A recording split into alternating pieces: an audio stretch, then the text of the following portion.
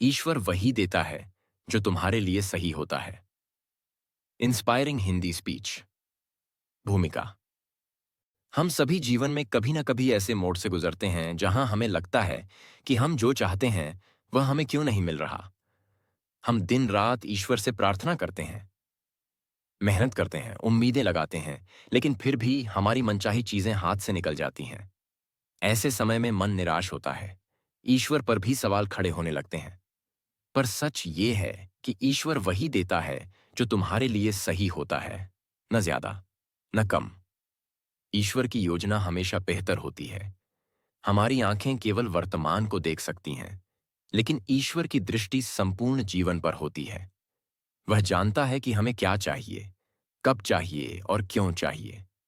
उदाहरण के लिए, एक बच्चा आग को देखकर आकर्षित होता है। वो उसके पास जाना चाहता है, लेकिन माता पिता उसे रोकते हैं, डांटते हैं। बच्चा नाराज होता है, रोता है, लेकिन माता पिता जानते हैं कि आग से खेलना उसके लिए नुकसानदायक है।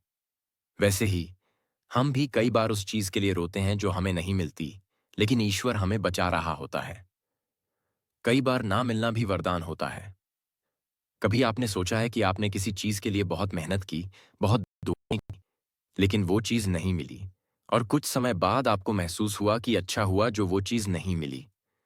यह ईश्वर की कृपा थी। वह आपको बचा रहा था उस रास्ते से जो आपको दुख दे सकता था। उदाहरण, एक युवक एक नौकरी के बहुत तैयारी करता है। इंटरव्यू अच्छा जाता है, पर उसे नौकरी नहीं मिलती। वह टूट जाता है। कुछ महीनों बाद उसे एक और नौकरी मिलती है जो पहले से कहीं बेहतर होती है, और वो पहली कंपनी बाद में बंद भी हो जाती है। ईश्वर ने उसे बचाया। ईश्वर हर चीज का हिसाब रखता है। ईश्वर तुम्हारे आंसुओं की कीमत जानता है। तुम्हारे संघर्ष, तुम्हारी मेहनत, तुम्हारी प्रार्थनाएं, सब कुछ वो सुनता और देखता है। अगर तुम्हें अभी जवाब नहीं मिला, तो इसका मतलब ये नहीं कि ईश्वर चुप है। हो सकता है वह कुछ बड़ा प्लान कर रहा हो। अगर किसी दरवाजे पर बार बार खटखटाने पर भी वो नहीं खुलता, तो समझो कि या तो वो दरवाजा तुम्हारे लिए नहीं है, या फिर अंदर कुछ बहुत खास तैयार हो रहा है। धैर्य और आस्था सबसे बड़ी कुंजी। हमारा काम है प्रयास करना और ईश्वर पर विश्वास रखना। जब तक हमें यह यकीन है कि ईश्वर हमारे साथ है, तब तक कोई भी परिस्थिति हमें हरा नहीं सकती। जब एक बीज को मिट्टी में दबाया जाता है, तो वह खत्म नहीं होता, बल्कि नई शुरुआत करता है। उसे अंधेरे में रहने के बाद ही रोशनी मिलती है। उसी तरह जब जीवन में अंधेरा छाता है, तो समझिए ईश्वर कुछ बड़ा करने वाला है। बस धैर्य रखें। किस्सा। एक गांव का किसान और उसका बेटा। एक गांव में एक किसान रहता था। उसके पास एक घोड़ा और एक बेटा था। एक दिन उसका घोड़ा भाग गया। गांव वाले बोले, कितनी बुरी किस्मत है। किसान ने कहा, शायद। कुछ दिनों बाद वह घोड़ा 5 जंगली घोड़ों को लेकर वापस आया। गांव वाले बोले, वाह, कितनी अच्छी किस्मत। किसान ने कहा, शायद।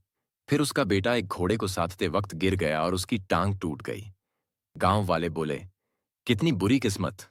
किसान बोला, शायद।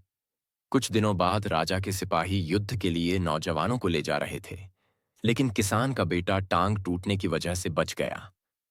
अब सोचो, क्या सही था, क्या गलत, कौन जानता है? सिर्फ ईश्वर। ईश्वर का समय सबसे सही होता है। हम अक्सर चाहते हैं कि हमारी इच्छाएं तुरंत पूरी हों, लेकिन समय का चयन ईश्वर पर छोड़ दीजिए। जैसे सूरज तय समय पर उगता है, चाहे आप कितनी भी जल्दी सुबह करना चाहो। फूल तभी खिलते हैं जब मौसम उपयुक्त होता है। फल पकने में समय लेते हैं अगर आप जल्दी तोड़ो तो कच्चे मिलेंगे। वैसे ही आपके जीवन के फल भी ईश्वर सही समय पर देगा। जो चला गया वो भी ईश्वर की मर्जी थी। कई बार हम पुराने दुखों में जीते हैं, कोई रिश्ता जो टूट गया, कोई मौका जो हाथ से निकल गया, कोई सपना जो अधूरा रह गया। पर एक बात समझ लीजिए, जो चला गया वो भी ईश्वर की योजना थी, और जो मिल रहा है उसमें भी उसका हाथ है। आप बस सीखते रहिए, आगे बढ़ते रहिए। हर दर्द के पीछे होता है एक मकसद। आपका हर संघर्ष, हर तकलीफ आपको मजबूत बना रहा है। जो आज आपको तोड़ रही है, वो कल आपको किसी और को संबल देने लायक बनाएगी। हो सकता है आपकी कहानी किसी और की प्रेरणा बने।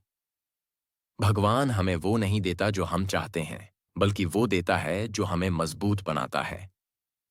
अपने हिस्से का काम करो, बाकी उस पर छोड़ दो।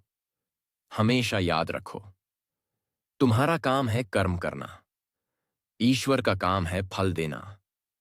अगर तुम अच्छे कर्म कर रहे हो, मेहनत कर रहे हो, दूसरों की भलाई कर रहे हो, तो यकीन मानो जो भी मिलेगा वो तुम्हारे भले के लिए ही होगा।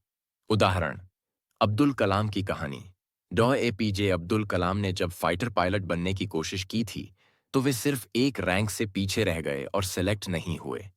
वो दिन उनकी जिंदगी का सबसे दुखद दिन था। लेकिन अगर वे फाइटर पायलट बन जाते, तो क्या वे वैज्ञानिक बन पाते? क्या वे भारत के राष्ट्रपति बन पाते? क्या वे करोड़ों युवाओं की प्रेरणा बन पाते?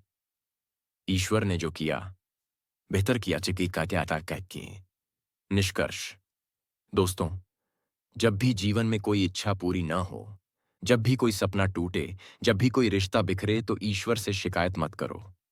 बस इतना कहो, हे ईश्वर, जो भी कर रहे हो मेरी भलाई के लिए कर रहे हो, मुझे स्वीकार है।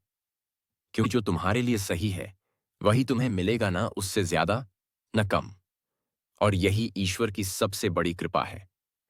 अंत में एक पंक्ति याद रखिए, जब ईश्वर तुम्हारी दुआओं का जवाब न दे, तो समझो वो तुम्हें कुछ बेहतर देने की तैयारी कर रहा है।